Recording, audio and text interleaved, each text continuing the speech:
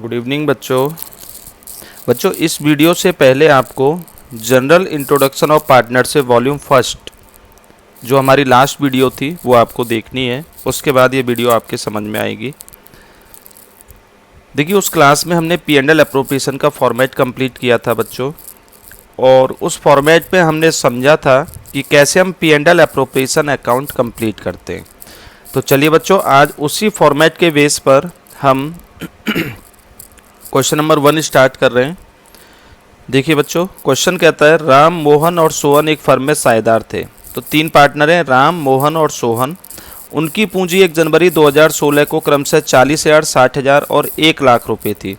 तो जो साल का लास्ट होगा उसके हिसाब से हम चेक करेंगे क्या ये साल की शुरुआत की कैपिटल दी हुई है। लाभ वितरण से पहले राम को 12,000 रुपये और मोहन को 18,000 रुपये प्रतिवर्ष वेतन लेने का अधिकार है। तो बच्चों, सैलरी दी हुई है पार्टनर की 12,000 और 18,000 राम और मोहन की। इसके बाद पूंजी पर 10% वार्षिक की दर से ब्याज दिया जाता है। तो इंटरेस्ट ऑन कैपिटल 10% गिवन है। शुद्ध वितरण योग्य लाभ यानी कि जो प्रॉफिट में से सारे खर्चे घटाने के बाद में वो जो प्रॉफिट बचता है, नेट प्रॉफिट लास्ट में, वो शुद्ध वितरण योग्य लाभ कहलाता है। उसमें से पहले 40,000 रुपये पूंजी के अनुपात में बांटने और शेष लाभ बराबर बराबर बांटना है। ठीक है। वर्ष के अंत में 31 दिसंबर 2016 को उपयुक्त सभी समायोजन करने से पहले फर्म का लाभ 1,20,000 रुपये था। 31 दिसंबर 2016 को लाभ एवं हानि नियोजन खाता साझेदारों के पूंजी खाते। चलिए, लाभ हानि नियोजन खाता यानी कि P&L एप्रोप्रिएशन अकाउंट की हम बात कर लेते हैं। ठीक है बच्चों।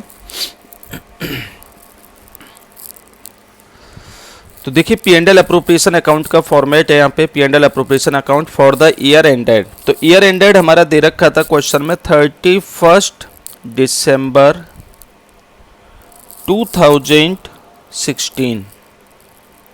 ठीक है। Particular amount. तो बच्चों, फॉर्मेट में P&L एप्रोप्रिएशन का जो हमने लास्ट क्लास में फॉर्मेट किया था, उस फॉर्मेट में हमने आपको बताया था, देखिए ये रहा फॉर्मेट, कि सबसे पहले नेट प्रॉफिट लिखते हैं, CR साइड में इंटरेस्ट ऑन ड्राइंग लिखते हैं, DR साइड में फिर हमने 4 मदें बताई थी, interest on capital, partner salary, partner commission और ट्रांसफर टू रिजर्व, और लास्ट में जो बैलेंस आता है वो पार्टनर कैपिटल और करंट अकाउंट के नाम से नोट कर दिया जाता है। ठीक है बच्चों। तो देखिए, इसमें क्वेश्चन में आपको नेट प्रॉफिट दे रखा था, और वो नेट प्रॉफिट कितना है तो वो देख लेते हैं। बाय P&L नेट प्रॉफिट ऐसे ही लिखेंगे। नेट प्रॉफिट आपको दे रखा है 1,20,000, 1,20,000 रुपये। इसके बाद हमने आपको बताया था कि CR साइड में हम पहले कंप्लीट करेंगे। तो CR साइड में फॉर्मेट के according by interest on drawing आता है, लेकिन बच्चों इंटरेस्ट ऑन ड्राइंग क्वेश्चन में नहीं दे रखा है, तो इसलिए नहीं लिखेंगे। इसके बाद DR साइड में 2 इंटरेस्ट ऑन कैपिटल ये लिखते हैं। इंटरेस्ट ऑन कैपिटल चेक करो, क्वेश्चन में गिवन है 10% प्रतिवर्ष की दर से पूंजी पर ब्याज दिया जाता है, और पूंजी इन सभी पार्टनर की साल के शुरू की 1 जनवरी की दी हुई है। राम, मोहन, सोहन, RMS मैंने शॉर्ट में लिख दिया, आपको पूरे नाम लिखने हैं। इनकी कैपिटल दे रखी है बच्चों क्वेश्चन में, 40,000 रुपये कैपिटल लगाई राम ने, 60,000 रुपये कैपिटल लगाई मोहन ने, और बच्चों जो तीसरा पार्टनर है सोहन, उसने कैपिटल लगाई 1 लाख रुपये। तो 10% के हिसाब से जो इन पर इंटरेस्ट दी जाएगी वो हो जाएगी 4,000, 6,000 और 10,000 रुपये। टोटल इंटरेस्ट ऑन कैपिटल हो गई बच्चों 20,000 रुपये। ठीक है। इसके बाद हमने आपको बताया था, DR साइड में नोट करते हैं, तो इंटरेस्ट ऑन कैपिटल के बाद में पार्टनर सैलरी। तो बच्चों, पार्टनर सैलरी भी क्वेश्चन में दे रखी है, तो यहाँ लिख देंगे 2 पार्टनर सैलरी। कौन कौन से पार्टनर को सैलरी दी जा रही थी? राम और मोहन को। राम के लिए सैलरी 12,000 रुपये और मोहन के लिए 18,000, 12,000 और 18,000। टोटल सैलरी कितनी हो गई बच्चों? 30,000 रुपये। ठीक है। पार्टनर सैलरी के बाद फॉर्मेट के अकॉर्डिंग हम लिखते हैं पार्टनर कमीशन, जो कि क्वेश्चन में नहीं दे रखा है। फॉर्मेट में हम लिखते हैं ट्रांसफर टू रिजर्व, ये भी क्वेश्चन में नहीं दे रखा है। तो ठीक है, जो मदें दे रखी हैं फॉर्मेट के हिसाब से वो हमने नोट कर दी। इसके बाद हम टोटल करेंगे। CR साइड का टोटल ज़्यादा आ रहा है 1,20,000, DR साइड का टोटल कम है 50,000। तो मैंने आपको फॉर्मेट में भी अभी भी बताया था कि जो लास्ट में बैलेंस बचेगा वो टू पार्टनर कैपिटल अकाउंट के नाम से लिख दिया जाएगा। और बच्चों इसमें कौन कौन से पार्टनर थे? R, M और S। 1,20 में से 50,000 माइनस करेंगे, ये बचेगा आपका 70,000 रुपये। ये जो 70,000 रुपये बचा है CR के टोटल में से DR का टोटल घटाने के बाद में, यही कहलाता है शुद्ध वितरण योग्य लाभ।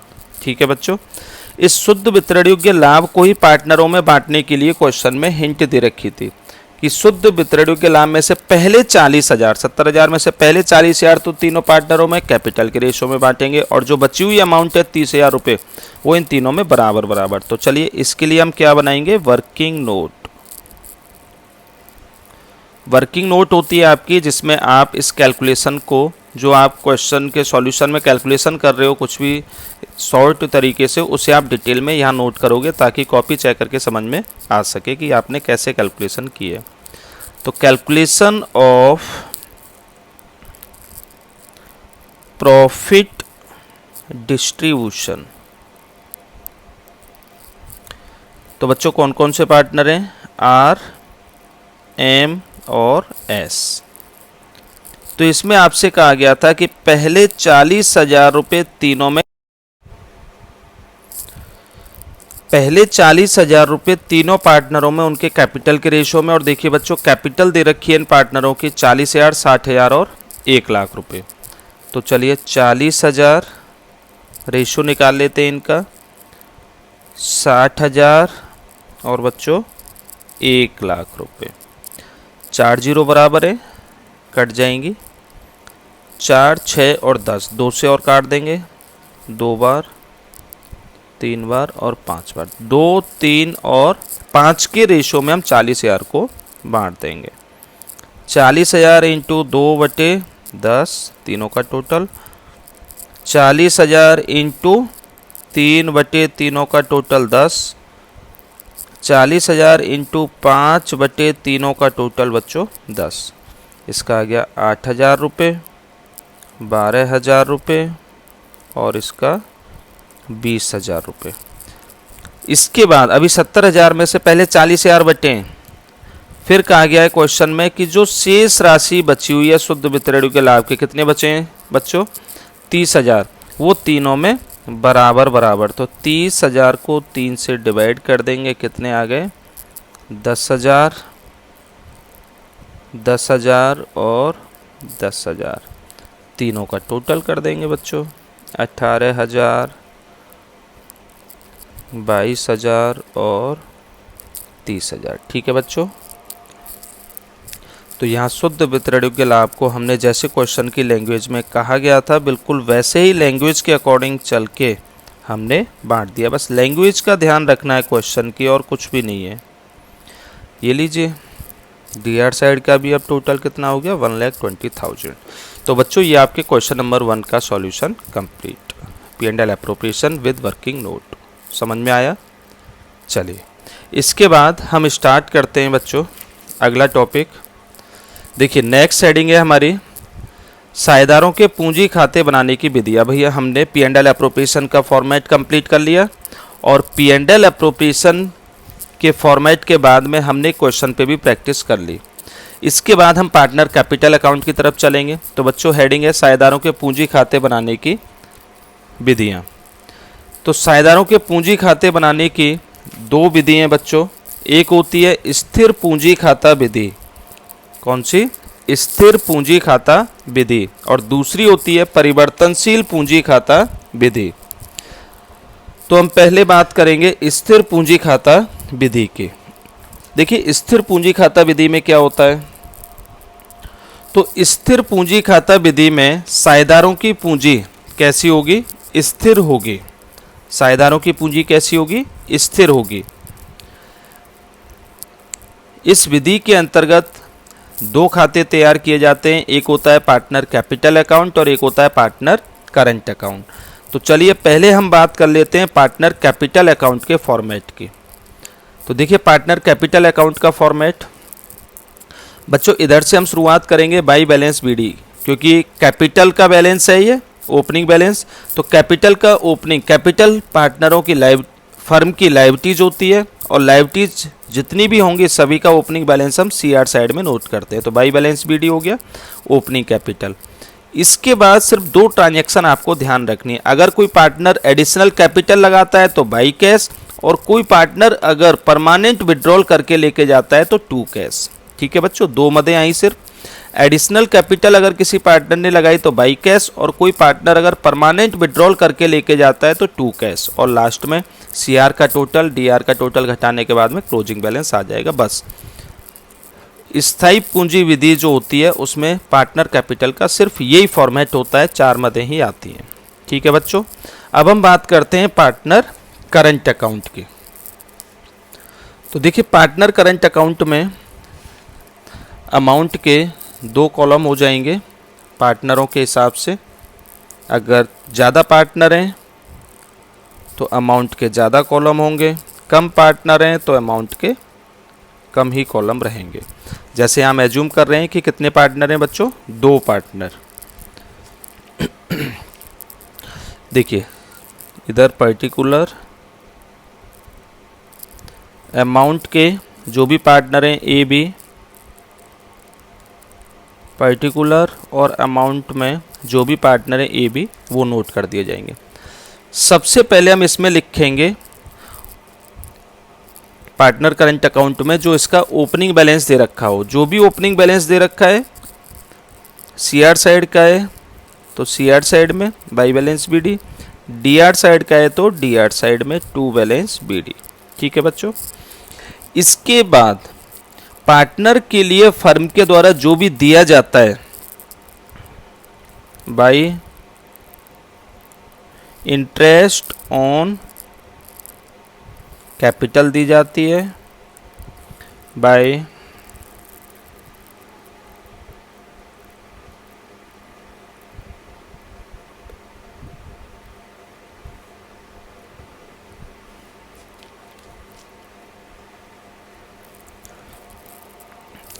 सैलरी दी जाती है,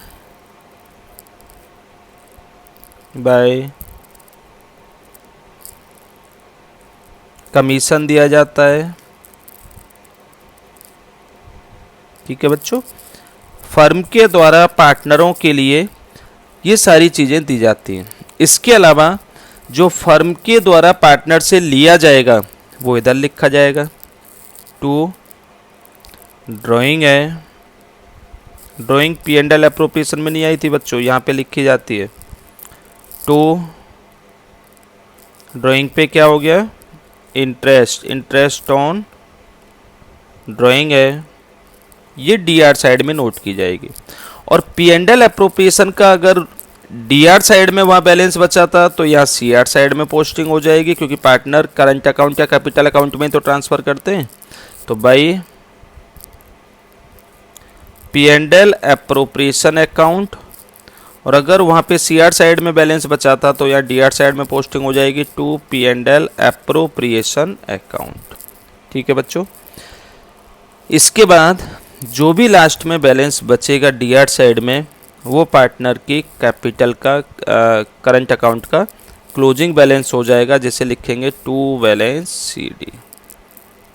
ठीक है बच्चों, इस तरीके से स्थायी विधि के अंतर्गत पार्टनर करंट अकाउंट और पार्टनर कैपिटल अकाउंट,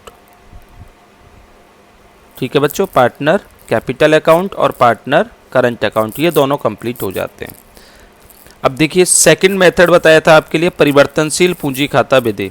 तो इस सेकंड मेथड में क्या होगा बच्चों कि इसके अंतर्गत परिवर्तनशील पूंजी खाता विधि के अंतर्गत ये वाले जो दोनों फॉर्मेट हैं वो दोनों का मिक्स करके यहाँ पे पार्टनर कैपिटल अकाउंट हम बनाएंगे दोनों को मिक्स करके।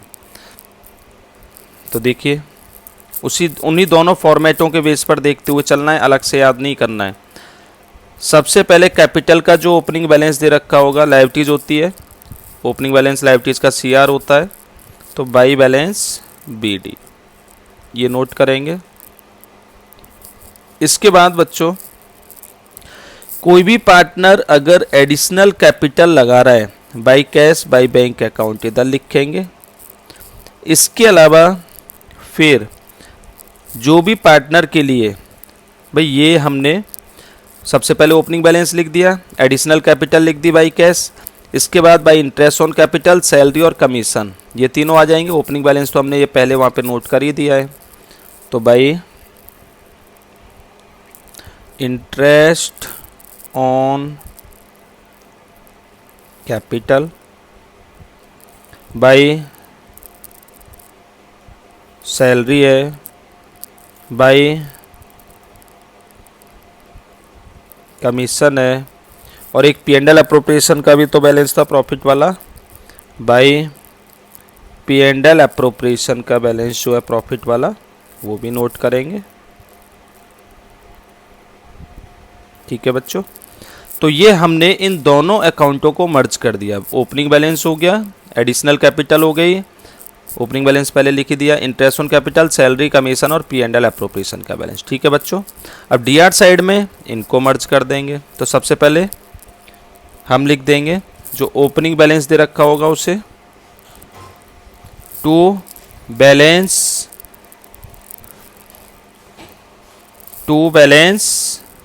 BD, opening balance. ठीक है बच्चों, ओपनिंग बैलेंस लिखेंगे।